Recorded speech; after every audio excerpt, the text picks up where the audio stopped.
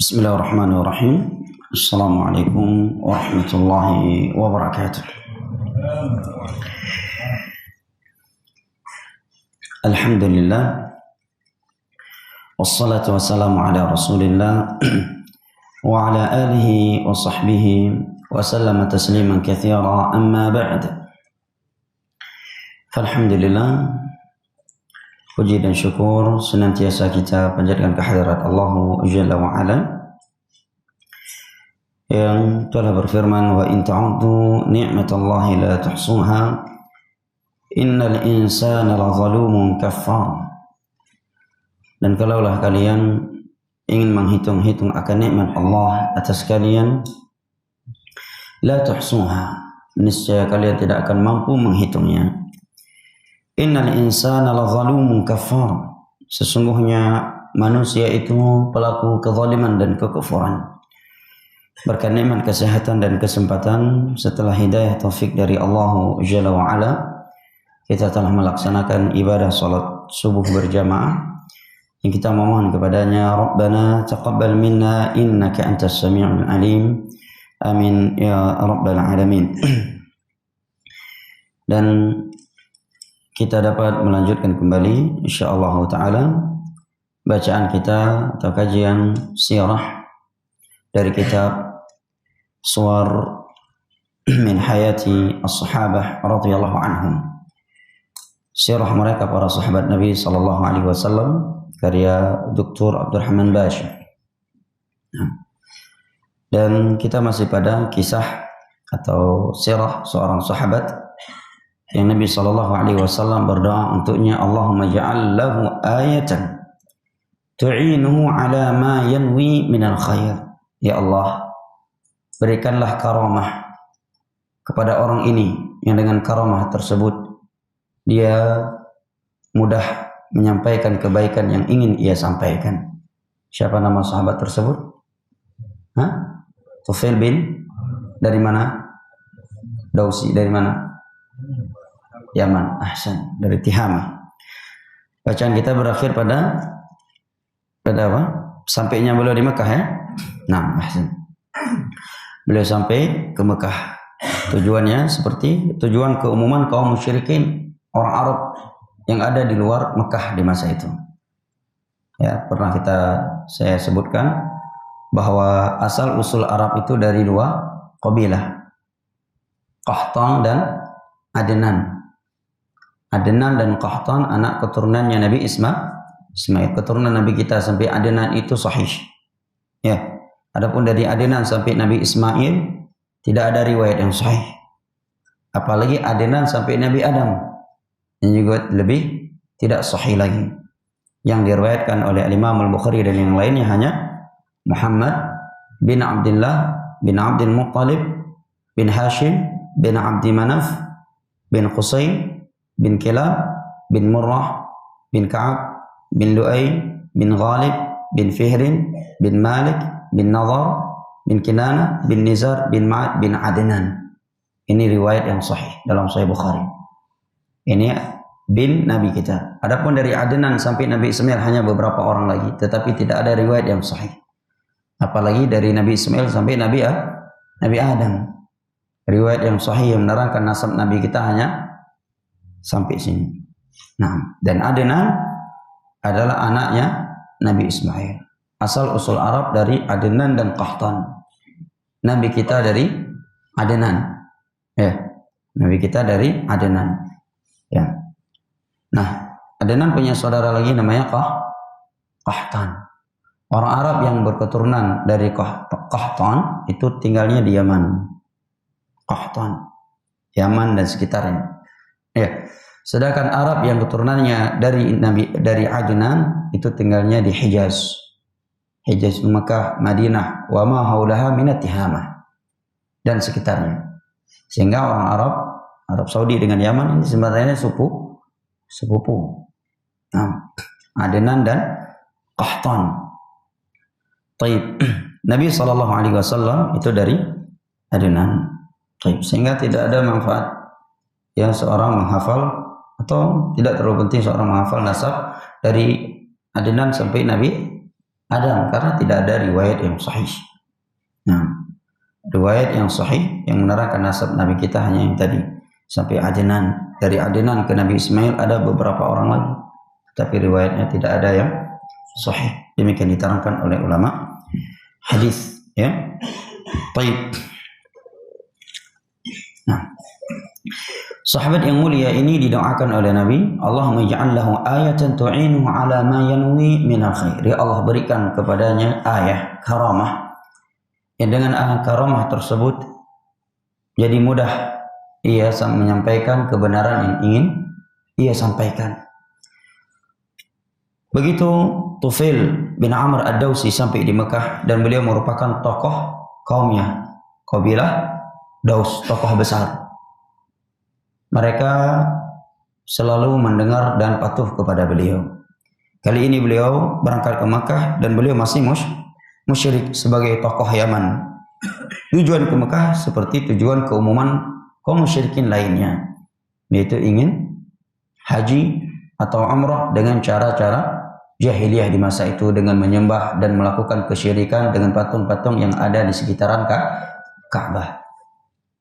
Kata beliau, wa min huna qadimtu Makkah fama in ra'ani sadatu Quraisy hatta aqbalu alayya farahhabu bi akrama tarhibin wa anzaluni fihim a'izza manzilin. Begitu aku sampai di Mekah, maka tatkala dilihat oleh tokoh-tokoh Quraisy, bangsa Arab yang paling mulia dari Quraisy, ya, yang lebih mulia dari Quraisy adalah siapa? Hah? Yang komat kami banyak nih, yang terdengar enggak ada. Siapa? Suku Quraisy yang paling mulia? Bani Hashim. Dan dari Bani Hashim yang paling mulia, Nabiyuna wa Khaliluna wa Syafi'una Muhammad bin Abdullah bin Abdul Muttalib bin Hashim sallallahu alaihi wasallam. Begitu saya sampai di Mekah, dilihat oleh tokoh-tokoh Quraisy. Tokoh Quraisy di masa itu Abu Lahab, Abu Jahal, Abu Talib, ya, Khalid bin Walid, ya, Abu Sufyan, ya, dan yang lain-lainnya. Tatkala mereka melihatku, maka mereka langsung menemuiku dan mengucapkan marhaban. Pernah saya sebutkan berulang kali arti ahlan wa sahlan wa marhaban.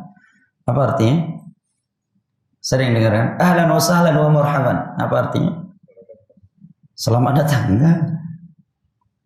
Selamat datang, bukan. Ahlan wa sahlan wa marhaban. Awbid. Tekuk-kubik. Semoga selamat datang, semoga kau diberkahi. Itu artinya? Itu prediksi atau apa itu? Iqbal. Ahlan wa sahlan wa marhaban. Apa artinya? Sering kita dengar kan? Oleh orang-orang. Ahlan. Kaif hal? Marhaban, marhaban. Wa sahlan. Apa artinya? Sudah pernah kita jelaskan di pelajaran bahasa Arab dulu. Rasulullah malam Jumat. Bang Rizaldi. Bang Baruni hadir waktu itu. Gimana Baruni? Ahlan artinya keluarga. Sahlan artinya mudah. Marhaban kelapangan. Maksudnya Anda datang sebagai keluarga kami dengan segala kemudahan. Kami menerima Anda sebagai tamu, wa marhaban, dan dengan kelapangan hati. Cukup indah ya. Sungguh indah. Ya, daripada ya good morning. Nampak apa itu good morning? Awak tiglipi good morning. Ahlan wa sahlan wa marhaban. Ya, ahlan artinya keluarga. Ya, wa sahlan kemudahan. Marhaban kelapangan. Artinya kedatangan Anda sebagai keluarga kami dengan kemudahan, tanpa ada rasa berat. Kami akan menjamu Anda. Kami akan melayani Anda. Wa marhaban, dan dengan kelapangan hati. Tidak ada ya keinginan-keinginan buruk, kedengkian, kecemburuan dari kami untuk Anda. Ini salah satu dari sunnah Nabi Shallallahu Alaihi Wasallam. Ya. Dalam riwayat yang sahih dari Abu Sa'id Al-Khudri, ketika ada seorang sahabat Nabi datang kepada Nabi ingin menuntut ilmu agama, Nabi atau kepada Abu Sa'id Al-Khudri, ya, beliau pun menyatakan marhaban biwasiyyati Rasulillah Sallallahu Alaihi Wasallam. Marhaban untuk orang-orang yang telah diwasiatkan oleh Rasulullah Sallallahu Alaihi Wasallam untuk kami berikan perhatian kepada mereka, itu para penuntut ilmu agama.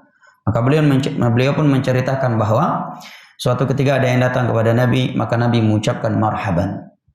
Nah, marhaban ya. Marhaban dari kata rahaba yurahibu rahbun, tempat yang lapang. Itu arti rahbun, marhaban. Ada pepatah Arab yang menunjukkan bahwa makna marhaban itu adalah tempat yang lapang. Rahbul falati mal a'da'i dhayyaqatun wasamul khiyati mal ahbabi midanu, kata penyair Arab.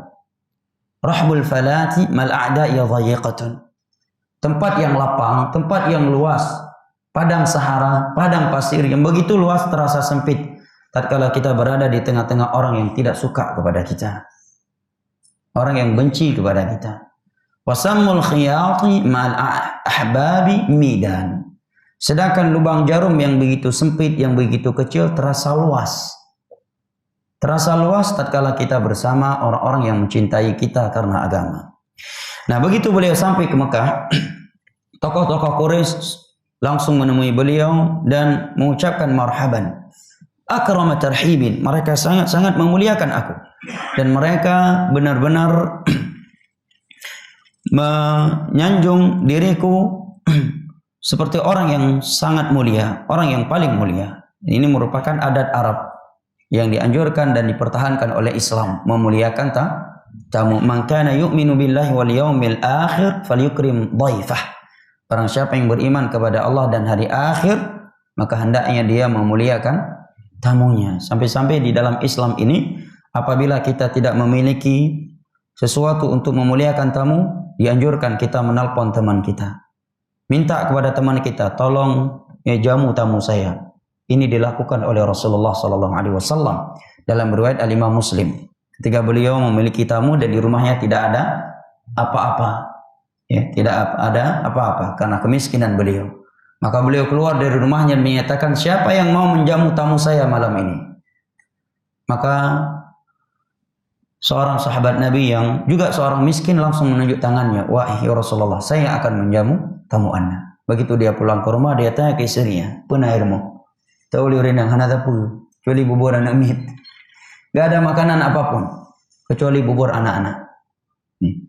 Kalau kita berikan ke tamu, anak kita belum makan. Kita berikan ke anak kita, tamu nggak punya makanan.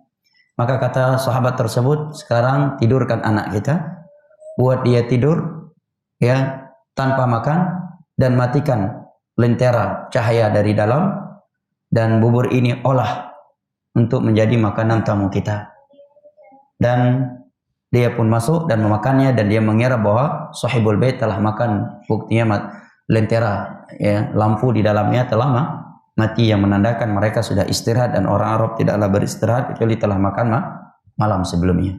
Demikian di dalam Islam untuk memuliakan tamu. Dan kebiasaan ini sampai sekarang masih di orang Arab. Ya. Mereka memotong kambing kalau ada tamu, itu luar biasa. Bahkan saking mereka menjaga nama baik kabilah untuk memuliakan seorang yang asing, itu apabila ada orang yang dikejar oleh pemerintah, misalkan teroris, masuk ke dalam sebuah kabilah, dia langsung menemui syekh kabilah yang menyatakan, ana fi'ini. Itu istilah orang Arab. Saya berada di matamu. Itu dilindungi oleh syekh kabilah. Tentara, ya, negara nggak bisa masuk. Masuk ditembak sama kabilah. Kayak AK-47. Ya, nggak bisa masuk untuk nangkap orang itu. Harus ada negosiasi dengan syekh kabilah itu.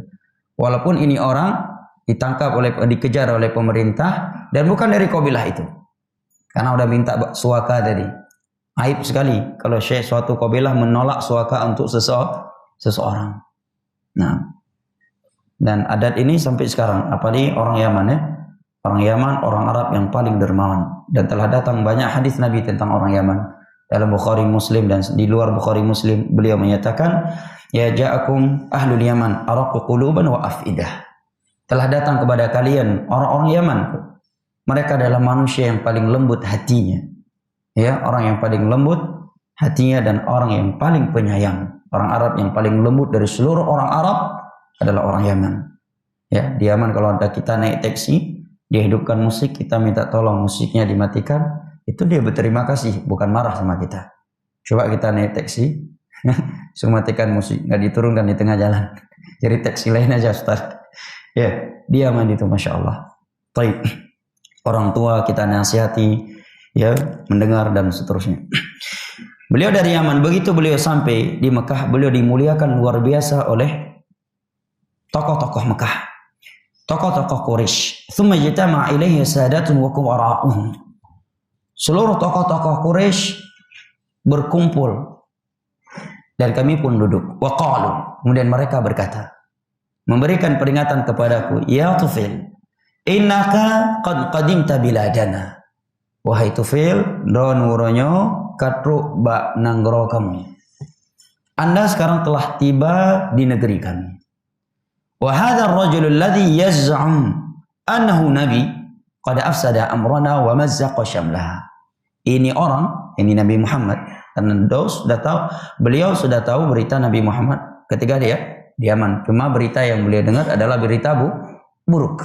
Ini orang, wahai Tufil, mengaku dirinya sebagai nabi dan dia telah merusakkan stabilitas kami di Mekah. Memang ini cara yang paling ampuh untuk menjauhkan masyarakat dari dakwah tauhid, yaitu fitnah bintu persekusi. Ya, ini adalah senjatanya, ya, musuh-musuh tauhid dari semenjak Nabi Nuh alaihi salam. Ya, mereka menyatakan, wahai Tufil, ini orang yang ngaku nabi, dia telah merusakkan stabilitas Mekah, merusakkan urusan kami, persatuan kami menjadi pecah setelah ia datang. Wa syattata jama'atana. Orang Arab di Mekah menjadi pecah setelah dia datang. Dan memang iya, secara kasat mata iya. Ya kan? Para sahabat yang udah masuk Islam kan nggak mau lagi ikut budaya orang Mekah yang menyembah berhala. Ya kan? Melahap berkah ke tempat-tempat keramat. Gak mau ta'aliyuh kepada orang tuanya ketika orang tuanya mengajak dia untuk berbuat syirik. Otomatis para sahabat tidak mau lagi. Apalagi seperti sahabat Mus'ab bin Umair, seorang pemuda yang kaya raya ya, dari keluarga besar.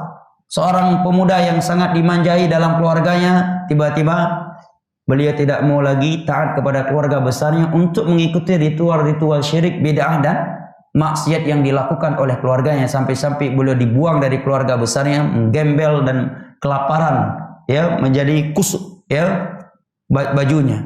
Yang tadinya beliau seorang anak muda yang kaya raya, memakai parfum yang paling mahal, bahkan parfum beliau dari jauh telah tercium oleh orang lain dan orang lain langsung tahu tanpa melihat beliau bahwa ini adalah Mus'ab bin Umair. Demikian juga sahabat-sahabat yang lainnya, secara kasat mata emang nampak mereka melakukan perpecahan, melakukan perpecahan, meresahkan masyarakat.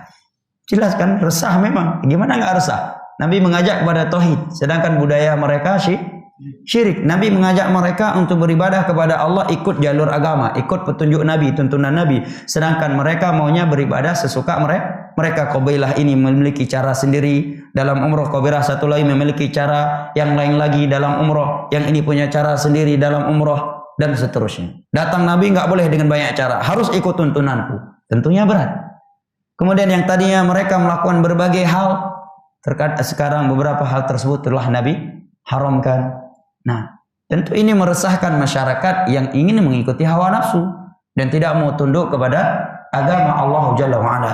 Maka mereka menyatakan, wahai Tufil, ini orang udah ngaku nabi, merusakkan urusan kami, persatuan kami, meresahkan masyarakat kami. Wa nahnu innama nakhsha an yahulla bika wa bi za'amatik fi qaumin ma qad halla bina. Wahai Tufil, kami khawatir kalau dia sempat mempengaruhi engkau, maka ketokohan kamu akan hilang dari kaummu. Ketokohanmu akan hilang dari kaum. Ini ditakut-takuti. Tentunya seorang tokoh ditakut-takuti seperti ini akan mempertimbangkan, ya kan? Sekarang ada orang yang bilang, kamu ikut kajian itu baku panjang, Bapak. Mak ngeri ini. Ya bebek dia bebek taklim umum dah ya.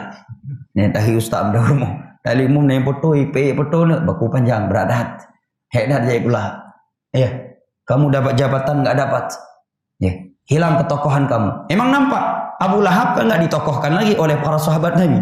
Sebelum para sahabat masuk Islam, mereka menokohkan Abu Lahab, Abu Jahal, ya kan? Abu Sufyan, Khalid ibn Walid. Begitu mereka masuk Islam, kita enggak tokohkan dalam Abu Lahab.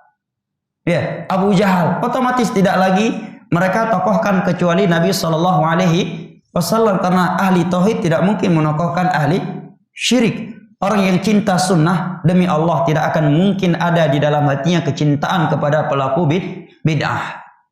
Itu otomatis akan Allah ciptakan sifat itu pada ahli tauhid dan ahli sunnah. Maka mereka menyatakan, wahai Tufil, hati-hati kamu. Kalau ini orang sempat mempengaruhi engkau, ketokohan kamu akan bermasalah pada kaum. Karena memang ada komunikasi antara Arab Mekah dengan Arab Yaman. Mereka bisa memprovokasi masyarakat Yaman. Jangan tokohkan lagi Tufil, karena Tufil udah murtad. Nah, Sabi bahasa Arab di masa itu. Sabi itu pindah agama. Fala tukallimar rajul. Maka peringatan kami kepada Anda wahai Tufail, tokoh Mekah, jangan coba-coba kamu ajak ngobrol ini orang. Fitnah lagi ya. Ya, fitnah lagi. Wala tasma'anna minhu syai'an. Jangan coba-coba kamu mendengar ucapannya. Fa inna lahu qawlan kasihir. Karena ini orang, itu Nabi kita SAW, omongannya, ucapannya macam sihir. Yalah, gimana enggak sih Umar yang tadinya begitu begis, begitu kejam terhadap Islam, jumpa Nabi dipegang bajunya oleh Nabi, ditarik langsung masuk Islam di situ. Ya, ini kan tokoh Quraisy yang sangat kejam, panglima perangnya Quraisy, terluluh lantakkan di hadapan Nabi SAW. Hamzah, singanya padang pasir, orang yang sangat kejam, seorang yang ahli perang, panglima perangnya Mekah, terluluh lantakkan dengan hidayah yang Allah bawakan, yang Allah berikan melalui Nabi yang SAW. Juga Bilal ibn Abi Rabah, beliau seorang budak sahaya. Asal usulnya bukan di Mekah, nggak ada kerabatnya di Mekah. Beliau dari Ethiopia. Dan dengan beliau siap disiksa oleh majikannya.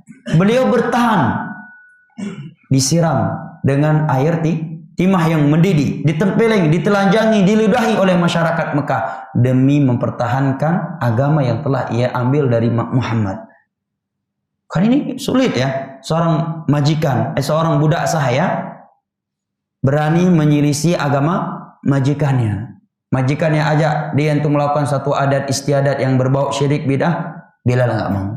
Padahal dia makan minum sehari-harinya diberikan oleh majikannya. Andai kata majikannya membuang dia, mati kelaparan. Tapi siap demi ikut Nabi Muhammad. Perhatikan macam orang yang tersihir. Maka kata orang Arab, fa inna lahu qawlan kasihir. Hati-hati ronyo urang lagi tihi, mutihi urang. Kemana ceh? Mutihi urang, beta katakan dengan abangnya mutihi urang. Jangan coba-coba kamu dengar ucapan dia. Ucapan dia itu macam sihir. Banyak orang sudah tersihir. Umar, Hamzah, ini orang-orang yang luar biasa di Mekah. Ya, luar biasa. Dapat hidayah melalui Nabi Muhammad SAW.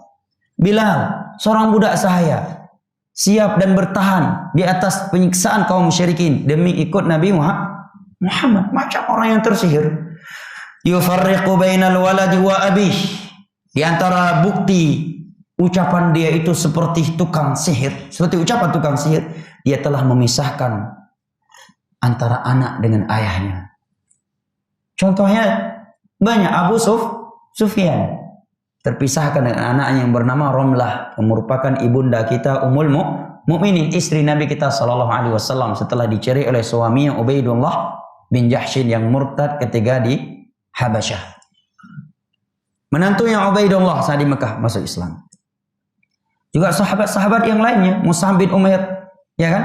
Sa'd ibn Waqqas, Ketika beliau masuk Islam diancam oleh ibunya. Kalau kamu masih ikut Muhammad wahai Sa'd bin Abi Waqqas, lung hang pajuh sampule sampai mati ku. Saya tidak akan makan minum sampai mati. Saya akan makan minum lagi kalau kamu mau tinggalkan Muhammad. Gimana itu tantangannya? Berat gak jemaah? Ya, apalagi ini anak misalkan terbiasa berbakti kepada orang tuanya, cinta sama orang tuanya, sangat sayang sama orang tuanya, tiba-tiba ngancam, "Mimi kajak but kena nah, beka wole urmo. Bah mati aku. Beka mamat lom tu mi mati. Mi kajak but inan." Kiban jemaah. Kita ya, Sa'd bin Abi Waqqas diancam sama ibunya, "Kalau kamu masih ikut itu orang, saya tidak akan makan minum sampai mati." Betul, dipraktekkan. Satu hari, hari kedua, hari ketiga udah nggak tahan. Lihat Sa'd bin Abi Waqqas masih kokoh, makan aja dah daripada mati. Akhirnya ibunya kalah gertak. Sa'd bin Abi Waqqas nggak mungkin ingin kembali lagi ke dunia kesyirikan, kekufuran. Demi ibunya. Kan berarti seperti orang yang kena sihir. Maka bagi mereka cukup mudah untuk memfitnah Nabi. Ini Muhammad ini seperti tukang sihir. Anak dengan orang tua bisa pisah gara-gara dia. Karena memang tauhid dengan syirik kan gak akan mungkin bersatu. Apalagi walau sekalipun itu orang tuanya. Apalagi sekedar orang yang gak kita kenal. Bagaimana kita ingin bersatu satu panggung dengan dai kesyirikan. Dia yang menciptakan kesyirikan. Dia yang mengajak manusia untuk melakukan kesyirikan. Semua aneh kalau ada orang yang mengaku di atas tauhid, berjalan bareng mesra dengan pelaku dan dai kesyirikan. Demi Allah itu tidak akan mungkin terjadi pada orang yang jujur bertauhid kepada Allah Jalla wa Ala. Yufarriqu bainal waladi wa abih. Ini Muhammad telah memisahkan antara anak dengan ayahnya. Wa bainal akh wa akhih. Antara seorang saudara dengan saudara yang lainnya. Seperti saudari Umar yang dinikahi oleh sahabat Khabbab ibnul Arat, ditampar oleh Umar karena ikut Nabi Muhammad sampai keluar darah dari pipinya. Saat Umar belum masuk Islam. Maka kata mereka, ini Muhammad kayak sihir. Wa baina zaujati wa zawjiha, dia telah memisahkan antara seorang istri dari suami. Karena sahabiah yang sudah masuk Islam, ya, di masa itu tidak mau lagi dengan suami yang musyrik. Dan itu tidak boleh dalam Islam. Nah, maka sungguh sangat mudah bagi mereka untuk menciptakan fitnah. Begitu yang kalian. Nyo lagi nyo kangen mai. Nyo pi lagi. Nyo awai ti ilkut dah. Awai tinggi buku-buku buyo. Ino kah hitam le. Ya, tunjuk betul. Memang nampak secara kasat mata. Nabi memecah belah umat. Iya, sampai Jibril turun menyatakan Muhammadun farraqa bainan nas. Muhammad telah memecah belahkan umat antara ahli tauhid dengan ahli syirik. Terpisah-pisahkan. Iya, menjadi terpisah. Mana ahli tauhid, mana ahli tauhid. Orang ikut sunnah dengan orang ikut bid'ah. Pelaku hawa nafsu dengan orang yang taat kepada Allah. Terpisah-pisahkan. Farraqa Muhammadun bainan nas, kata Jibril. Muhammad telah memecah belahkan umat manusia. Maksudnya menjadi terpisah antara ahli tauhid dengan ahli syirik. Itu tidak akan pernah bersatu sampai hari kiamat tegak. Tidak akan pernah bersatu. Orang-orang yang mempersatukan antara syirik dengan tauhid adalah orang yang bermimpi di siang bolong. Nah, qala Tufail berkata, "Wallahi ma zalu bi yaqussu alayya min gharaib akhbari." Mereka pun mulai menceritakan kepadaku tentang Nabi sallallahu alaihi wasallam hal-hal yang sangat aneh. Hal-hal yang di luar pikiran kita. Wa yukhawifunani ala nafsi wa qaumi bi'ajabi af'ali. Mereka menakut-nakutiku dan kaumku dari perbuatan-perbuatan Nabi yang aneh-aneh. Ya fitnah. Seperti yang Allah sebutkan dalam Al-Quran. Nabi dikatakan tukang sihir, syair, ahli syair, majnun, orang yang gila. Mantuhaya. Lagi ngudai misalkan. Nah yang berita, nya Ustaz Embek tetap. Hati-hati mau Ustaz itu. Gara-gara dia suami istri pisah. Anak sama orang tua jadi ribut. Ya, persatuan masyarakat jadi kacau. Masyarakat selama dia datang resah. Iya, kacau daerah ini gara-gara dia datang. Dan kalau kamu ikut dia, kamu akan demikian, kamu akan demikian, anakmu akan demikian dan demikian. Kibau dengar, gawat kok.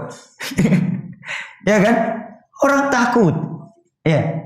mendengar fitnah seperti itu. Sampai-sampai kata Tufail, hatta ajma'tu amri ala an akhtarib minhu. Sampai-sampai aku bertekad dalam hatiku, nyubek sampai-sampai aku merepek dengan Muhammad ni. Dalam hati itu, Tufail, jangan sampai aku jumpa sama mendekat dari orang ini. Mendekat bukan sekedar jumpa, sapa, menyapa, tapi jangan sampai aku dekat dengan Muhammad ini. Wa alla ukallimah, jangan sampai aku mengajak dia bicara, khawatir tersihir. Beliau kan pasti dengar karena yang menyampaikan hal ini kepada beliau memang CS beliau. Sama-sama tokoh, satu letting misalkan. Ya, jumpa Akmil ma Akmil, Akpol ma Akpol, Bintara ma Bintara. Jadi IPDN dari IPDN. Satu, yang ini dokter dengan itu satu letting. Ya, sama-sama orang hebat, sama-sama tokoh. Kasih tahu, hai demikian, pasti kan dengar. Ya, juakor saya masih ada mengikat emosional di antara mereka. Sama-sama tokoh nih. Ya, yang menyampaikan kepada Tufail, seluruh tokoh Mekah, seluruhnya berkumpul khusus menemui Tufail untuk menyampaikan bahayanya Muhammad, bahwa Muhammad itu tukang sihir. Dia telah memecah belah kami. Dia telah memisahkan antara suami istri, antara anak dengan orang tua. Gimana nggak percaya? Tapi kalau cuma satu orang masyarakat Mekah datang ke Tufail, anak maya pegah hati-hati nih. Panik nggak dia Tufail pegah-pegah kah? Ya kan? Tapi ini seluruh tokoh Mekah duduk khusus menemui Tufail menyampaikan tentang Nabi Muhammad. Sulit untuk mendustakan, ya kan? Apalagi Tufail sendiri masih musyrik seperti tokoh Mekah, kecuali ingat kata sahabat Nabi, Abu Terbero orang lagi Abu Lahab mana dengar, ya kan? Ya seperti para sahabat Nabi Bilal, ya jangankan ke orang lain, majikan roh matahana dengar, pegah-pegahnya dengan musyrik, ya. Hang dengar, tapi ingat mata musyrik ini, dia masih musyrik, tokoh Arab juga, cuma Arab yang ada di Yaman, ya. Ini Arab yang ada di Yaman. Tokohnya ditemui oleh seluruh tokoh Arab, pusat Arab lagi Mekah. Seluruh tokoh Arab yang paling mulia adalah tokoh Arab yang di Mekah. Dan sulit untuk tidak percaya kepada ucapan mereka. Yang pertama, seluruh tokoh Arab yang paling mulia di dunia itu di Mekah berkumpul menyampaikan. Kedua, beliau tokoh, butuh kepada mereka, ya kan? Kalau putus hubungan dengan mereka bisa bermasalah beliau dengan kaumnya. Karena kalau beliau putus hubungan dengan kaum Mekah, ya bisa-bisa beliau juga ditinggalkan. Karena masyarakat Arab yang ada di Yaman lebih mengutamakan masyarakat tokoh Arab yang ada di Mekah. Dan beliau bisa bermasalah nantinya ke Mekah nggak bisa masuk lagi, nggak dapat bukan izin, pelayanan eksekutif, ya kan? Kalau beliau tokoh kan dapat pelayanan eksekutif. Ditemui oleh tokoh-tokoh dijamu. Mami nih tokoh le, beda kan mu kupi bengah nih jo. Ya kan? Kupi bengah hai bili. Payah beki, nyumah nak ikut dua Arab kupi bengah nak berpak leh menjauh Mekah, pat aja kupi. Warung kupi mana terima ngerokok. Ya, cukup berat jemaah. Pertimbangan yang luar biasa. Maka beliau menyatakan, maka dalam hatiku berkata, "Bek tagai tahu nganti Muhammad yang." Jangan sampai aku dekat dari Muhammad ini. Jangan sampai aku ajak bicara dia. Dan jangan sampai aku mendengar ucapannya sedikit pun. Kata Tufail, walamma ghadawtu ilal masjid li tawafi bil Ka'bah. Begitu aku sampai di Masjidil Haram untuk tawaf di Ka'bah. Berapa menit lagi? Syuruk. Ini panjang ya time. Minggu depan libur ya. Hah? Berapa menit lagi pada Jaldi? 20 menit lagi? Baik. Hah? 17 menit. Baik, dua madhab Pak Ramli, madhab Bang Busra. Baik. Madhab Pak Ramli bil Yaman insyaallah 20 menit. Ya. Baik. Kata beliau begitu saya sampai ke masjid untuk tawaf di Ka'bah dan untuk melahap berkah dengan dari patung-patung yang ada di Mekah di Ka'bah, karena di Mekah sebelum Nabi menguasai Mekah itu penuh dengan patung-patung. Nabi mulai menghancurkannya ketika Fathu Mekah, baru Nabi menghancurkan patung-patung tersebut. Ya. Kemudian hasyautu fi udhunaini qatnan. Saya tambal, ya, saya letakkan kapas di telingaku agar tidak terdengar ucapan Muhammad sedikit pun. Kangking ya, kepatau apa yang lium, baru kedengar tu Nabi Muhammad sallallahu alaihi wasallam. Saking takutnya Tufail.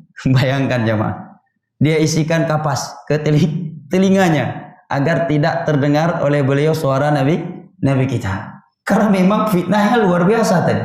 Seluruh tokoh Mekah, secara logika mungkin tokoh Mekah mandum semangat. Kanya le. Mithidra tokoh Mekah hija Abu Lahab yang Abu Lahab paning kata lu bisnis dengan Muhammad mungkin. Mungkin ada sisi kemungkinan dia dusta. Ini seluruh tokoh Arab duduk khusus dalam Ka'bah, tempat yang paling suci menurut mereka. Iya, seluruhnya duduk menyampaikan tentang Nabi Muhammad, fitnah untuk Nabi Muhammad kepada Tufil. Dan beliau juga masih musyrik, kibahang gedingaman. Maka setelah beliau mendengar provokasi fitnah dari mereka terhadap Nabi Muhammad, beliau meletakkan kapas di telinganya agar tidak terdengar oleh beliau ucapan Nabi kita sallallahu alaihi wasallam. Saking ya, padahal ke zaman now masih aja kayak kodok dalam tempuruk sebagian orang. Walamma qad walakinni ma in dakhaltul masjid hatta wajadtu qa'iman yusalli 'inda al-Ka'bah salatan ghairu salatina. Begitu aku masuk ke masjid, aku lihat dia sedang salat di depan Ka'bah. Nampak berapa? Ya kan? Beliau ingin tahu di Ka'bah. Tiba-tiba Nabi sedang salat di depan Ka'bah. Ya. Tapi salatnya dia itu berbeda dengan salat kami. Menunjukkan kaum musyrikin di masa itu juga salat. Tapi dengan cara-cara jahiliyah mereka. Wa yatahabbadu ibadatan ghairu ibadatina. Dia beribadah dengan cara-cara yang tidak sesuai dengan cara ibadah kami. Ketika orang melihat seperti ini, apa yang di benak kepalanya? Betul yang dipegang di tokoh-tokoh Mekah itu. Memang Muhammad Muhammad. Ya kan? Salat dia menyelisih salat kita. Padahal dia seorang anak muda, umurnya 40 tahun. Sedangkan yang dia selisih apa? Abu Lahab lebih tua, Abu Talib lebih tua darinya, Abu Sufyan lebih tua, Abu Jahal lebih tua, dan dari keluarga besarnya. Semua keluarga besarnya tidak ada yang ikut beliau dari tokoh-tokoh Quraisy di masa itu, di fase Mekah. Ya. Begitu dia lihat Nabi Muhammad, sholatnya berbeda, cara ibadahnya beda dengan cara kita. Tetapi itulah namanya hidayah, bukan membuat beliau semakin yakin terhadap ucapan tokoh Mekah tadi, tetapi kata beliau fa asarrani manzarah. Aku kagum melihat cara dia beribadah, senang hati ini, sejuk hati ini melihat dia beribadah. Karena memang demikian, orang akan sejuk hatinya melihat ibadah yang sesuai dengan sunnah, tenang, nyaman, santun. Tapi medakalan urang takang meratib anggo-anggo ulek, tayo dakalan matang karap putuh ulek, tayo nak gerak-gerakkan lah ulek lagi haji. Tayo matang terasa karap putuh ulek tayo dakalan ulek kan. Kita yang melihat aja khawatir leher kita akan ikut putus, bukan leher dia. Kalau leher dia kita udah khawatir memang akan putus karena cara zikir yang seperti itu. Kita yang melihat pun khawatir leher kita ikut putus karena melihat leher dia yang sedang seperti itu. Ya, tapi kalau orang melihat cara ibadah orang yang sesuai dengan sunnah Nabi, paling nampak jamaah ketika apa? Ketika kita pergi haji umrah. Di situ benar-benar Allah tampakkan ya, keberkahan sunnah. Orang-orang yang umrah tidak sesuai dengan sunnah, sebagai mereka ditarik-tarik oleh pemandunya, diajarkan ya Allah, menyedihkan. Ya, doa-doa yang tidak ada dari Nabi ditalki dengan cara-cara yang kita lihat, nggak usah dengan nilai agama, dengan nilai intelektual aja kita lihat ini hinang pengen, ya yang deh hinang pengen. Ya, pelaku, masya Allah, betul-betul hina dan rendah. Sungguh benar apa yang Nabi katakan, innama ju'ilatiz zillatu was-sagharu ala man khalafa amri. Orang-orang yang nggak mau ikut tuntunanku, dia selalu hina dan selalu menjadi manusia yang rendahan. Itu dari Nabi. Jangan coba-coba meninggalkan sunnah Nabi. Kita pasti hina dan pasti menjadi manusia rendahan. Kerendahan dan kehinaan itu akan menimpa orang-orang yang menyelisih urusanku, kata Nabi SAW. Lihat ketika antum pergi umrah, kasihan kita lihat. Ada yang ketika sa'i antara Safa dan Marwah Pancasila baca. Enggak masalah Pancasila, ya kan? Cuma untuk sa'i dan Safa kan ada zikir khusus. Emang ada waktu lain untuk baca Pancasila. Ya kan? Ini sedang sa'i antara Safa dan Marwah. Ya.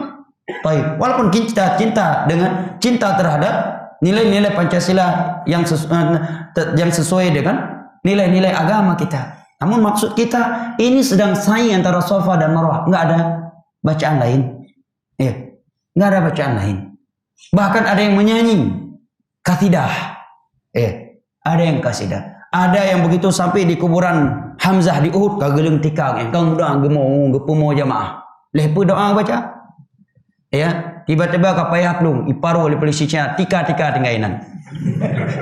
Tika-tika tingainan Pak Cok. Sedang tanpa begitu sampai ke Uhud di depan kuburan Hamzah langsung buka tikarnya, doa dia. Nangis, histeris. Jamaahnya ikut nangis. Ya begitu datang polisi siaran, kocar kacir libur, tikar tidak sempat dia gulung. Apa yang penting doa dan kemerpat tikar nan telah ada belola di Indonesia. Sedih kita lihat jamaah. Lihat ini, fitrah kan? Fitrah jamaah. Beliau benci sama Nabi Muhammad. Bahkan dari dalam hatinya berkata jangan sampai saya dekat sama dia, jangan sampai aku dengar ucapannya, jangan sampai aku mendengar ucapannya. Saking takutnya Tufail, beliau masukkan kapas ke telinganya agar tidak terpengaruh dengan ucapan Nabi Muhammad. Beliau belum mendengar ucapan Nabi Muhammad, baru melihat Nabi Muhammad sedang ibadah. Beliau langsung menyatakan, sejuk hati saya, senang, gembira saya. Hai bantu nang urung salat. Kami orang benci ke orang salat. Ini ada anak muda misalkan, dia nggak nyabu, dia nggak merokok, nggak suka main batu bersama anak muda lainnya, nggak suka nongkrong di warung kopi sampai jam 1 malam. Salat 5 waktu terjaga, dengan orang tuanya baik. Hanya saja dia mungkin nggak ikut ritual-ritual syirik dan bid'ah. Kalau orang yang punya fitrah pasti akan menilai enggak jihad. Walaupun mungkin hanya ikut tapi kalian salat 5 waktu tepat waktu. Rokok enggak, anak kita yang kita katakan bagus, salat enggak, merokok iya, ganja iya. Walaupun dia mau ikut ritual ini, ritual itu, tak lebih kan? Fitrah akan berkata demikian.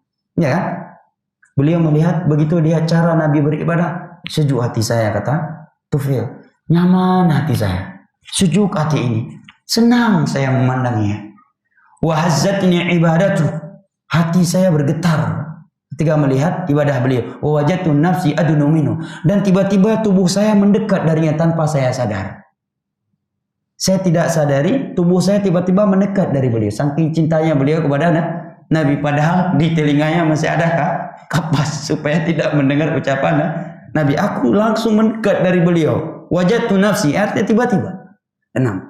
Syai'an fasyai'an, sedikit demi sedikit ala ghairi qasdin. Padahal saya tidak mau dekat dengan beliau. Tapi tubuh saya tiba-tiba kok mendekat sendiri dari beliau. Hatta asbahtu qariban min. Sampai aku berada di posisi yang sangat dekat dengan beliau. Wa aballahu illa an yasila ila sami ba'dun mimma yaqul. Tiba-tiba masuk juga beberapa ucapan beliau ke telingaku. Kata Tufail, ya kan kapas tetap nembus ya kan, kecuali disoldir baru nggak tembus lagi. Kapas yang beliau taruh di telinga pasti tembus lah. Peluru aja kita taruh sini masih tembus suara luar, ya kan? Kecuali disoldir. Baik. Kata beliau, fasami'tu kalaman hasanan. Ketika aku dengar ucapannya indah sekali. Wa qultu fi nafsi. Hatiku pun berkata, sakilatka umuk ya Tufail. Innaka rajulun labib, syair. Wa ma yakhfa 'alaika al-hasanu min al-qabih, fama yamna'uka an tasma'a min ar-rajul ma yaqul. Hatiku pun mulai berkata, wahai Tufail, sakilatka umuk. Ini kata yang enggak bisa diterjemahkan. Sakilatka umuk secara letterlock artinya celaka ibumu, tapi maksud ucapan ini terucap oleh orang Arab bukan bermaksud maknanya, tetapi karena serius. Sakilat kaummu, karena serius, terkejut, kagum, ya. Jangan diterjemahkan. Kalau kita artikan terjemahan, sakilat kaummu, celaka ibumu. Keliru. Ini nggak boleh diterjemahkan. Cukup aja tulis sakilat kaummu. Mereka kasih catatan kaki, sakilat kaummu adalah ucapan yang keluar dari mulut orang Arab ketika mereka kagum, terkejut atau mengingkari suatu perkara. Taib. Sakilat kaummu ya Tufail. Ini bahasa Aceh pun bisa. Yang tengah terkejut, kagum itu bahasa yang. Yang bahasa Arab sakilat ka ummu taribat yadak, itu diantaranya. Yang bahasa Aceh apa? Oh Bang Nizar, Bang Yusar. Opolong, Bang Rizal dia opolongnya orang latah. Opolong. Jelah, opolong ya. Sakilat ka ummu wahai Tufail. Kamu ini tokoh. Kamu orang cerdas, kamu tokoh, dan kamu ahli syair. Kamu bisa membedakan ucapan Muhammad itu syair ataukah bukan? Karena Nabi Muhammad beliau nggak bisa membaca yang tertulis dan tidak bisa menulis yang dibaca. Udah otomatis beliau bukan ahli syair, ya kan? Taib. Kata Tufail, hatiku berkata kepadaku, wahai Tufail, kamu orang bijak, kamu orang cerdas, kamu ahli syair. Dan kamu bisa membedakan mana yang baik, mana yang buruk, mana yang benar, mana yang salah. Apa yang menghalangi kamu untuk mendengar ucapan Muhammad? Masya Allah. Fitrah beliau mulai menggiring beliau kepada jalan kebenaran. Kamu orang cerdas, kamu orang bijak, kamu ahli syair. Kamu kan bisa lah kamu bedakan mana yang benar, mana yang salah. Ini kalau orang cerdas. Kalau orang cerdas, kalau ada orang menyatakan hati-hati, di sana ada kajian Wahabi, ijab, pat Wahabi, kayak koyak dengar le, kui pegah. Nya baru cara, ya kan? Nyujek kula sampai S2, S3 yang belum S teler. Ya si penget le, orang hana jek kula S1. So jarang berarti. Sekolahnya udah tinggi, pendidikannya tinggi, bisa dibodoh-bodohin oleh orang yang mungkin nggak tamat SMP. Mestinya begitu dia dengar peringatan hati-hati mau Wahabi, dia cari di mana ada Wahabi. Saya ingin jumpa mana tokoh Wahabinya. Saya ingin bicara diskusi, saya ingin nilai sendiri. Saya udah sekolah, saya punya pendidikan, saya punya ilmu intelijen, saya punya ilmu bekal yang diajarkan oleh institusi saya, instansi saya, cara menilai orang lain. Datangi. Kalau kamu cerdas, Pak Wahabi, jangan langsung Pak markah Wahabi. Dah le Wahabiyan, putra Wahabiyan le, Fat Asalutul Wahabiyan. Pengajaran Wahabiyan, hoki itu maya, Iran pu Mekah. Tayang bukan? Ya kan? Tufail bin Amr Ad-Dawsi menyatakan, hatinya berkata, wahai Tufail, kamu cerdas, kamu ahli syair, kamu bisa lah membedakan mana yang benar, mana yang salah, mana yang buruk, mana yang jelek. Apa yang membuat kamu tidak mau mendatangi Muhammad? Kamu datangi, tanya dia, diskusi, nilai sendiri, benar apa salah? Kata hati Tufail kepada beliau. Summa makastu, aku pun bertahan di situ. Di dekat dengan hatta sarafa Rasulullah sallallahu alaihi wasallam ila baiti. Tetapi Nabi tidak menggubris aku, langsung beliau pergi ke rumahnya. Kan membuat beliau semakin penasaran kalau Nabi Muhammad ini dai kesesatan, enggak mungkin beliau membiarkan ada orang di sampingnya tanpa mengajak orang tersebut. Kalau beliau punya ambisi terhadap dunia, ya kan? Punya ambisi terhadap dunia. Ini Nabi Muhammad udah dekat dengan saya. Begitu selesai ibadah langsung pulang ke rumah. Hana pakat roh aku, hana ge pusih roh aku, hana baca, hana ge timbur dengan i, hana ge jo ia kuah yang kali getembur-tembur, hana ti. Subhanallah. Membuat beliau semakin penasaran. Fataba'tu, aku pun langsung ikuti beliau dari belakang. Idza dakhala daru dakhaltu alaihi. Begitu beliau masuk ke rumahnya, aku pun langsung masuk ke rumahnya. Faqultu, ya Muhammad. Wahai Muhammad, karena memang beliau masih musyrik. Yang kamu anagai Muhammad, pasti akan doa ya Rasulullah. Wahai Muhammad, orang Arab biasa memanggil nama. Bahkan kalau pas saya di Yaman, anak panggil kakeknya radang namanya panggil. Ya Abdullah. Jadi bere Indonesia KB yang lu gerom le. Hai kakek, panggil pakai nama, itu biasa. Walaupun sebenarnya bagi orang Arab juga kurang sopan, tapi nggak terlalu tabu. Kalau kita kan tabu, nania ada, Muhammad, nania ada, Muhammad. Hamparang budubit. Baik. Kata beliau, ya Muhammad, wahai Muhammad, inna qaumaka qad qalu li anka kadza wa kadza wa kadza. Kalau aku dengar, saya mendengar kaummu sendiri berkata tentangmu bahwa kamu demikian. Fa wallahi ma barihu yukhawifuna min amrik, demi Allah. Tadi aku sangat takut untuk berjumpa dengan kamu. Hatta sadatu udhunai, sampai kubuh apa bak gelingung wahai Muhammad. Saya taruh kapas di telingaku agar aku tidak mendengar ucapanmu. Suma aballah, tetapi Allah enggan. Illa an yasma'ani, an yusmi'ani syai'an minhu.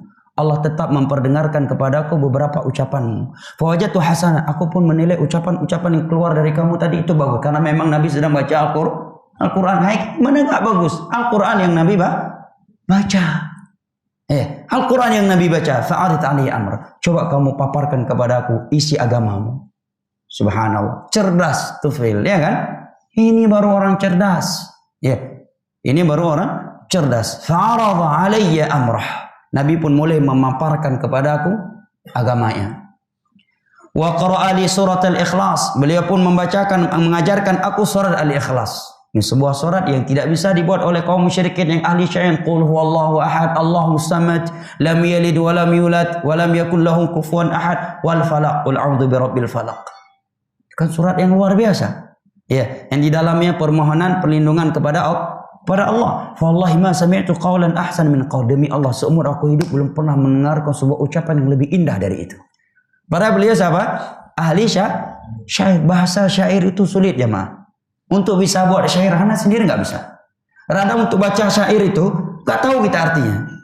Karena bahasanya sangat sastra dan terkadang ada bangunan-bangunan menyelisihi kaidah nahwu syair itu.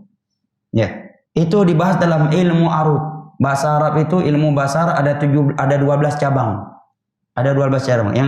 Yang kita pelajari rata-rata di Indonesia baru 2 cabang, nahwu dan sharaf. Ada satu lagi namanya ilmu arud. Itu bisa syair. Itu nggak mudah. Ya. Taib.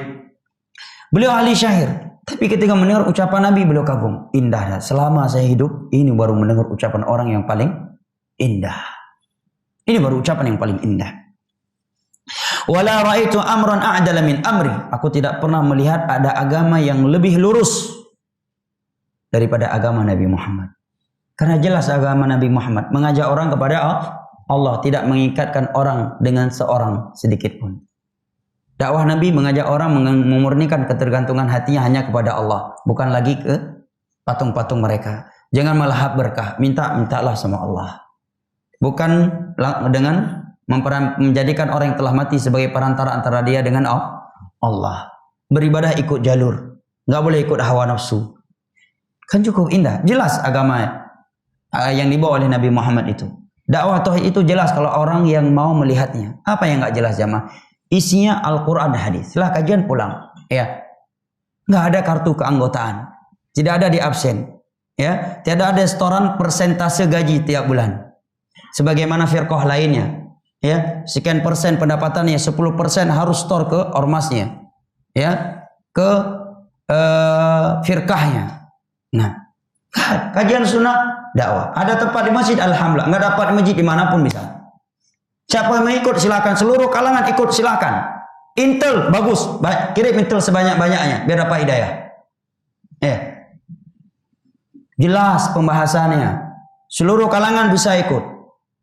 Bisa mendengarnya. Isinya Al-Quran, hadis, ucapan salah. Lihat ada nggak? Oh ini yang je kopi.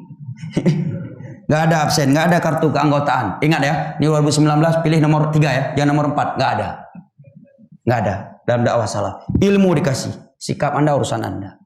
Anda amalkan tidak mengamalkan antara Anda dengan Allah. Ucap kewajiban kita hanya saling nasihat menasihati, nggak lebih dari itu. Tidak lebih dari itu. Apakah kita saling ngobrol ataukah tidak setelah kajian? Nggak ada urusan. Mau ngobrol nggak ngobrol pun nggak apa-apa. Isinya Al-Quran, hadis, mengajak mentauhid, tinggalkan syirik, ikut sunnah Nabi, jangan melakukan bid'ah. Ini halal, ini haram, ini dalil dari Al-Quran, hadis. Patih tertuh gana, kabareh. Ya kan? Hidayah di tangan Allah. Jelas dakwah sunnah. Maka kata Amr, kata Tufail Ad-Dawsi, aku belum pernah melihat ada agama yang lebih indah, lebih lurus daripada agama Nabi Muhammad SAW ini.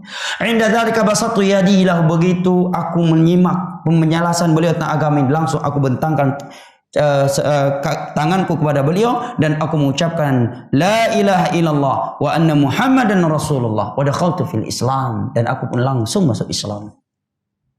Subhanallah. Tufail bin Amr Ad-Dawsi. Qala Tufail, kemudian beliau berkata, sudah syuruk? Sudah ya? Cerita masih panjang nih. Kita lanjutkan pada pertemuan. Lanjut sedikit lagi Pak Ramli. Panjang gimana mau sedikit lagi? Baik, langsung saya bahasakan dengan bahasa Indonesia ya. Karena minggu depan insyaallah libur ya. Baik, beliau setelah masuk Islam tinggal beberapa lama di Mekah, belajar Islam kepada Nabi, dan beliau menghafal beberapa ayat Al-Quran, kemudian pulang ke kaumnya. Setelah beliau pulang, ketika beliau mau pulang, beliau berkata kepada Rasulullah, wahai Rasulullah, saya tokoh kaum saya. Seluruh kaum saya akan ikut saya. Mereka patuh sama saya. Dan saya akan pulang. Apa nasihat Anda untuk saya? Ya, atau fadu Allah, permintaan beliau, tolong doakan saya kepada Allah. Li an yaj'ali ayatan takunu li'aunan, agar Allah memberikan kepada saya sebuah ayat, tanda, karamah, yang dengan karamah tersebut saya akan menjadi mudah menyuruh mereka kepada kebenaran. Mereka akan percaya kepada saya. Maka Nabi berdoa, Allahumma ja'allahu ayah. Ya Allah, berikan untuk dia ayat, tanda-tanda kebesaranmu. Ini doa umum ya kan? Nabi tidak mendoakan, ya Allah jadikan Tufail ini orang yang carang luh barang gadah. Ya, jadikan Tufail ini menjadi orang yang cerdas, pandai mencari barang-barang hilang, menyembuhkan orang sakit. Karena kalau ini didoakan dan kemudian Allah kabulkan, bisa bahaya nanti. Ya kan? Siapa-siapa boleh dianggap dukun, tukang sihir, atau akan terfitnah. Ya. Tapi doa Nabi umum. Makanya kalau ada orang datang kepada antum, dia caleg, minta doa, doakan. Saya doakan, doa kamu kerana Pak rakyat datat kalian. Berdoa semoga Allah berikan yang terbaik buat Bapak. Itu aja. Karena bisa jadi yang terbaik dia enggak terpilih kan. Dalam doa terpilih korupsi, kamu kuat ning ora kiamat. Kahem doa bagi Allah. Apa? Ya. Makanya kalau ada orang caleg, doa kalau kamu gedon rakyat datat apa? Nyukan kamu salah dalam doakan gedon. Si orang ada cukup pikir paham kamu doakan. Semoga Allah menjadi Anda menjadi orang yang terbaik dunia akhirat. Allah berikan yang terbaik. Ya, kalau yang terbaik dia tidak terpilih, mudah-mudahan itu, ya kan? Semoga Allah berikan yang terbaik. Ya, deh, masya Allah. Mina PL ke ngai le dah junde. Anampung yang pu masuk doa. Taib. Fadu Allah ini ja'ali ayat. Maka Nabi pun berdoa, ya Allah berikan untuk dia ayat. Ayat kauniyahmu. Tanda kebesaranmu. Dengan bahasa lain, berikan dia karamah. Begitu aku keluar, pulang ke Yaman, begitu aku mau sampai dari tempat dari kampungku, aku berdiri di tempat yang tinggi, tiba-tiba ada cahaya seperti lampu di antara kedua mataku. Hidup cahaya ini. Mbak oleh Tufail. Dan ini bukan hoax, beliau yang menceritakan. Dan beliau tidak mencari. Tapi Nabi yang berdoa tadi. Jelas ya? Nabi yang berdoa. Mithlus misbah, cahaya di antara kedua mataku, aku lihat seperti bola lampu. Seperti bola lampu. Fakultu, sampai-sampai aku berdoa, Allahumma ij'alhu fi ghairi wajhi. Ya Allah, jangan engkau letakkan di wajahku. Ya, karena aku khawatir mereka kaumku melihat, ketika melihat cahaya ini berada di mukaku, mereka mengira ini azab Allah kepadaku karena aku dah murtad meninggalkan agama mereka. Karena orang musyrik kan suka bermitos mereka, ya kan? Di antara bentuk mitos mereka, kalau mereka mau keluar, burung yang mereka lepaskan terbang ke arah kanan, mereka bermitos dengan kejelekan, ya kan? Kalau terbang ke arah kiri, kalau terbang ke arah kanan, mereka beranggapan baik. Ini kalian lumayan na lampu ba ulero, pegaharo kunyo kinang ada dari Allah gara-gara peninggal agama nenek moyang. Ya Allah, baik nepuduk bangka, ya Allah. Doa sahabat Tufail. Fatahawwala an-nur fa waqa'a fi ra'si sauti. Bola lampu tadi, cahaya yang seperti bola lampu tadi berpindah dari wajahku, jatuh pada pegangan cambukku. Cambuk kuda, kan ada pegangan itu, terletakkan di situ cahaya yang Allah berikan tersebut. Maka manusia pun melihat ada cahaya, semua masyarakat pun melihat cahaya tersebut seperti bola lampu yang ada di pegangan cambukku. Kemudian aku pun turun menemui mereka. Datanglah bapak aku, wa kana syekhun kabira. Beliau sangat tua. Beliau sudah sangat tua. Aku pun berkata, ilaika ani, hai, jak gede haju. Ilaika ani itu usiran. Pergi. Pergi wahai ayah. Aku bukan dari kamu, kamu bukan dari saya. Ketegasan dari Taufik. Tapi ini ditegur nanti oleh Nabi. Nanti di ujung kisah beliau nasihatati berlemah lembut. Hei orang baru. Yang biasa orang baru aja memandung ke tepat. Bawa orang kupi mandung ke tepat. Nggak amat tak pupuk sih padahal. Ya jenguk anak itu malam mandung ke tepat. Baru kejabun menggubu-gubu pulau kita pembahasan kitab Al-I'tisam. Ya, atau kitab Saiful Maslul, pedang yang terhunus terhadap ahlul bid'ah. Yang orang tengah tijik bunya tam tu minang dekat. Ya, mandung minang sepat. Semua dihajar sama dia. Ya kan? 5 orang baru semangat. Tufail baru masuk Islam berapa hari? Datang bapak ingin nemu beliau. Ilaika ani, hai jangan perajung. Pergi, ayah. Saya bukan dari kamu, kamu bukan dari saya. Kata Tufail, baru masuk Islam. Dimaklumi. Bapaknya bertanya, wahai, ya bunai 5. Hai pakan lagi yang mana doa. Pakan kah lagi yang. Kok bisa begini? Ada apa? Kata ayahnya. Aku udah Islam, kata Tufail. Hai, lu kau tamang Islam, kau ikut Nabi Muhammad, ron mata musyrik. Ke Tufail, aku udah masuk Islam, aku udah ikut Nabi Muhammad. Gitu dia hanya, hai bunai, wahai anak elon Tuhan, wahai anakku, agamaku sama dengan agamamu. Kalau kamu ikut Islam, aku juga ikut Islam. Masya Allah, ayah ini ayah cerdas namanya. Karena beliau tahu Tufail orang cara hamke nggak ikut agama yang bangai. Ya kan? Tufail tokoh, orang cerdas, masyarakatnya. Orang bisa menilai, ini tokoh kita aja udah ikut, ini orang cerdas nih, ikut agama itu. Apalagi kita orang-orang yang tidak lebih cerdas dari dia. Yang orang itu mikir cara, tak anak buah. Dia udah bilang komandannya dalam perang begini. Dia kalau dia cerdas, pasti dia ikut perintah komandannya. Saya tidaklah lebih tahu daripada komandan saya. Komandan saya lebih duluan, jadi militer. Sekolahnya lebih tinggi, pangkatnya lebih tinggi, pendidikannya lebih tinggi. Nggak mungkin saya lebih cerdas dari dia. Ikut perintah komandan. Itu anak buah yang cerdas. Ya kan?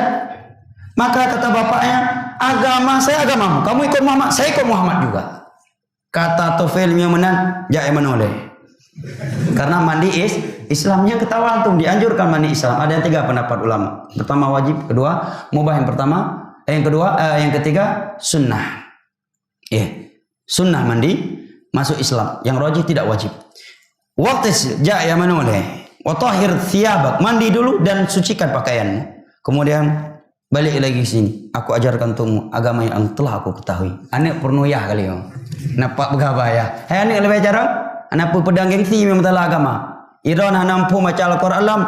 Cok ikro du ikinya pelah ikro saja. Walaupun ikro sah. Anak belajar banyak. Anak pun gengsi iron memang masalah agama Allah. Wa ma tawadhu ahadun illillahi la rafa'ah. Tidak ada yang merendahkan dirinya untuk Allah melainkan Allah angkat dia. Allah angkat dia. Dan Mujahid menyatakan la yanalul ilma mustahin wala mustakbir. 2 jenis manusia akan mati dalam kebodohan. Tidak akan pernah mendapatkan ilmu agama. Yang pertama malu-malu, yang kedua gengsi, sombong. Anak anda hafiz Al-Quran, belajar. Cowok ikra, pelah, ikikurinang pelah. Gata-gata duk hemat ya, 2 deh. Pelah ya, ikra. Mana pun meleri. Ya, walaupun ini mudah diucapkan, sulit dipraktekkan. Fadhahaba faghtasala wa tahhara thiyaba. Bapaknya pun langsung mandi dan mensucikan pakaiannya. Maka beliau pun mulai menyampaikan Islam. Kemudian datang istri beliau. Kata beliau, ilaika ani falastu minki walasti minni. Hai, jak gede. Idrah jak gede. Betul long le. Kamu pergi. Jangan ikut saya lagi. Saya bukan dari kamu. Kamu bukan dari saya. Terkejut inang. Wali mahai baka menoka bang dua. Pekan lagi yang pernah. Apa yang terjadi dalam rumah tangga kita? Sebelum kita mesra-mesra aja, kau pulang dari Mekah jadi kacau gini. Ya. Fakult, maka aku pun menyatakan farraqa baini wa bainakal Islam. Ada pembatas antara kita berdua. Kita sudah dipisahkan oleh Islam. Kamu musyrik, saya muslim. Kita nggak bisa bersatu lagi. Mohon maaf. Cinta memang cinta. Faqad aslamtu wa taba'tu dina Muhammad sallallahu alaihi wasallam. Aku udah masuk Islam. Aku ikut Nabi Muhammad. Kamu masih musyrik. Maaf ya. Maaf. Ya gede yuk. Maka istri menyatakan fadini dinuk, agama saya agama kamu. Karena istrinya juga tahu suaminya cerdas. Kecualilah kau gak patah. Ya kan? Yang kedepulah kau urang carang. Dia tahu istri suami orang cerdas, tokoh bukan orang bodoh. Kecuali suaminya idiot. Ya kan?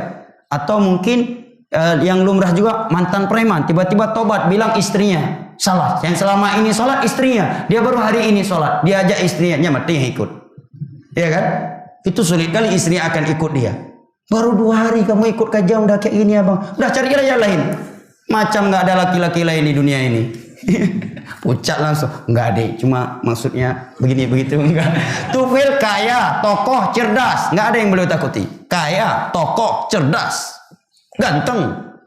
Ya. Roh kekainang long le. Long kamu telip. Roh mati musyrikah. Gertak. Litufil. Istrinya pun menyatakan, kalau begitu saya ikut kamu juga. Saya ikut agamamu. Kata beliau, fadhhabi memnan ya manoleh. Mandi dari air yang ada di Syarra. Jadi Syarra ini sebuah patung yang sekitarnya itu ada air. Bukan karena ingin melahap berkah air itu, karena di situ yang ada air. Ambil air itu.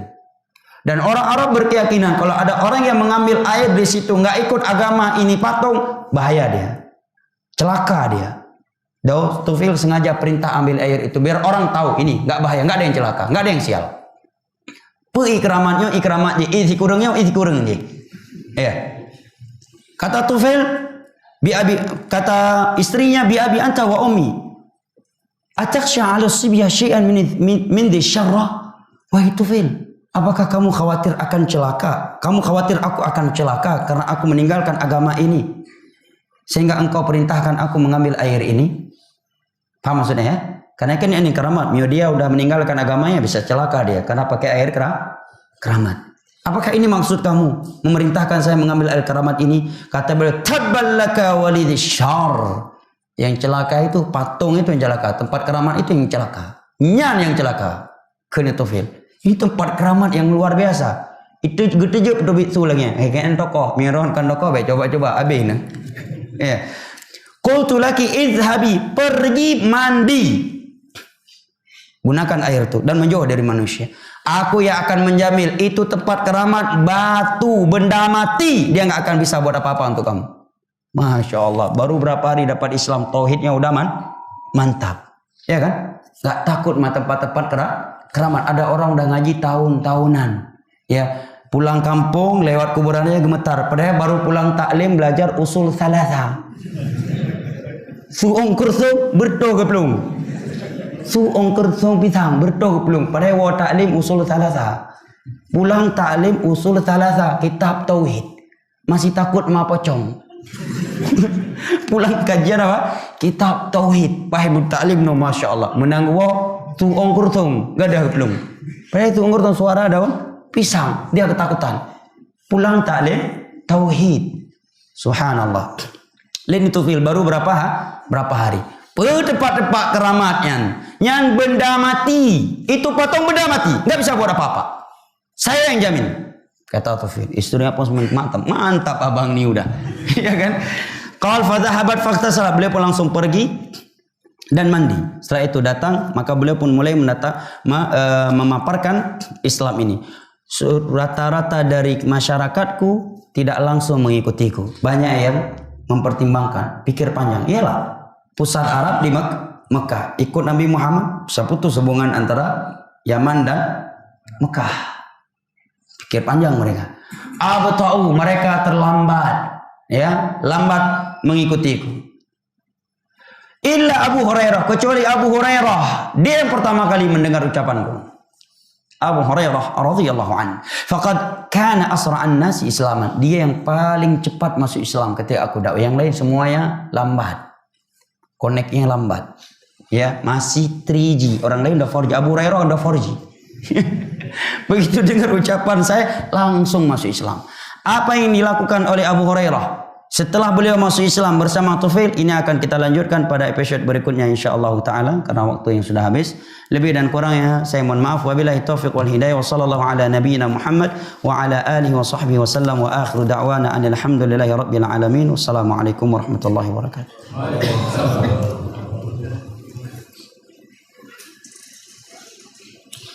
Di sini ada pertanyaan sepertinya yang bertanya sangat membutuhkan ya. Yang mau keluar juga nggak apa-apa. Kajian udah selesai. Ustaz, apakah tatayur merupakan syirik? Iya. Innama tayyaratu syirkun, kata Nabi. Tatayur adalah syirik yang tidak diampuni dosanya ketika mati. Kalau dia syirik sekecil apapun, kalau dia tidak bertobat nggak akan diampuni dosanya. Kecuali dia telah bertobat, beristighfar kepada Allah dan tidak melakukannya lagi. Contohnya seperti orang yang masih percaya kepada ramalan-ramalan orang dulu, seperti tidak boleh nyapu di malam karena akan menjauhkan rezeki, nggak boleh potong kuku dalam rumah, harus buang keluar rumah. Itu sebenarnya cerdas orang tuanya dari satu sisi supaya anaknya nggak ngotorin rumah, tapi bodoh dari sisi lainnya, akhirnya menanamkan mitos ke hati seorang anak. Ini tatayur, tidak boleh dipercaya. Wallahu a'lam bishawab.